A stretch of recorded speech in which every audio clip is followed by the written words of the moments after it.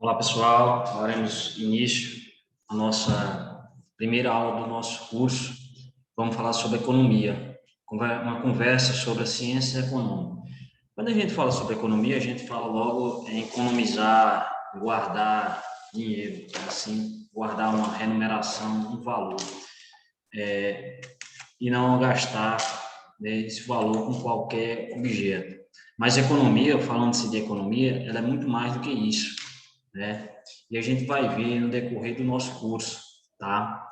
Nessa aula a gente entenderá como a economia é estudada pelas ciências econômicas e o que é macroeconomia e o que é microeconomia e como esses assuntos influenciam a sua vida e a vida da sua comunidade, das empresas, dos governos, enfim, tudo que fazem parte desse grande ambiente econômico do Brasil e do mundo. Tá? Então, a gente vai englobar tudo isso, certo, dentro da economia. As ciências econômicas estudam a produção, a distribuição e o consumo de bens e serviços pelas pessoas e sociedade. Também estuda os processos de acumulação de bens e materiais, possibilitando, assim, entender a geração da riqueza pela sociedade. Observamos que a economia está toda preocupada naquela questão de bens, né?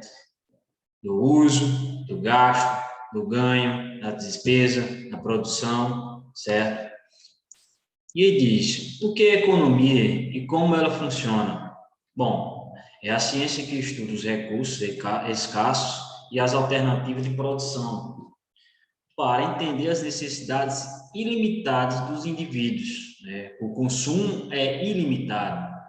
Compete o estudo da ação econômica do homem, envolvendo essencialmente os processos de produção e geração e a apropriação da renda, o dispêndio e a acumulação. Rosé, página 31. Nós temos os consumidores. Os consumidores são aqueles que vão comprar, né, consumir, né, comprar os produtos.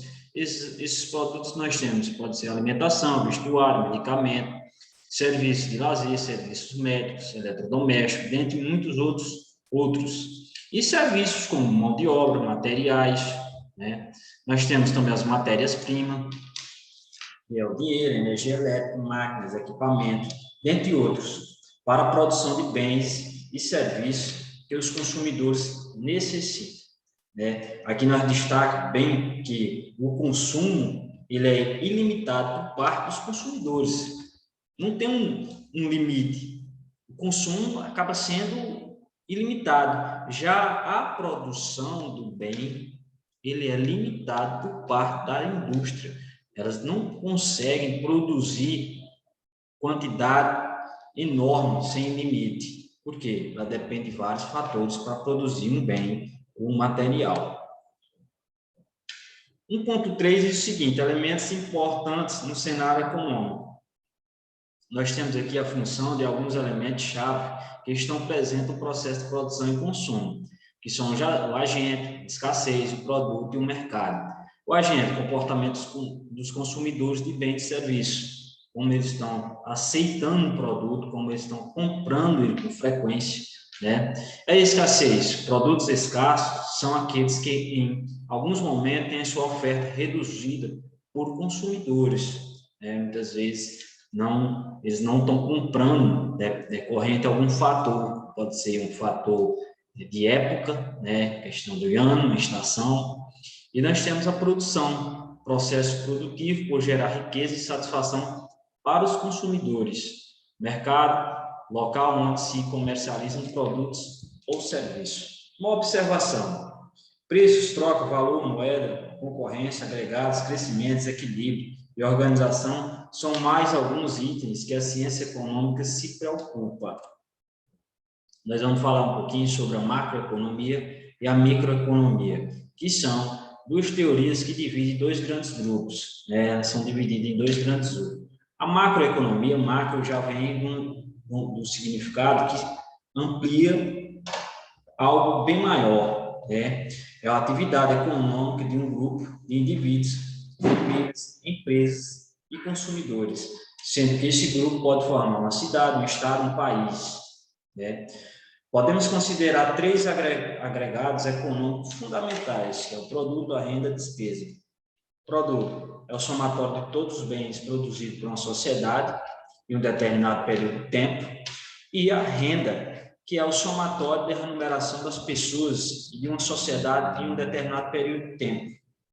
E nós temos a despesa, que é o somatório dos gastos efetuados pelas pessoas e empresas e compra de produtos e serviços. Já a microeconomia já restringe mais, né? Já é uma região bem menor, que nos traz conceitos menos amplos, se refere ao estudo dos comportamentos de consumo de pessoas, das famílias e das empresas. Assim, podemos considerar que a microeconomia está intimamente ligada à nossa realidade cotidiana e seus princípios estão relacionados aos nossos hábitos de comprar e vender bens ou serviços, poupar dinheiro para o futuro, trabalhar em empresa ou setores do comércio, serviços industriais ou finanças, ou mesmo ser um empreendedor e um empresário, e gerar bens e serviços para serem comprados por outros indivíduos.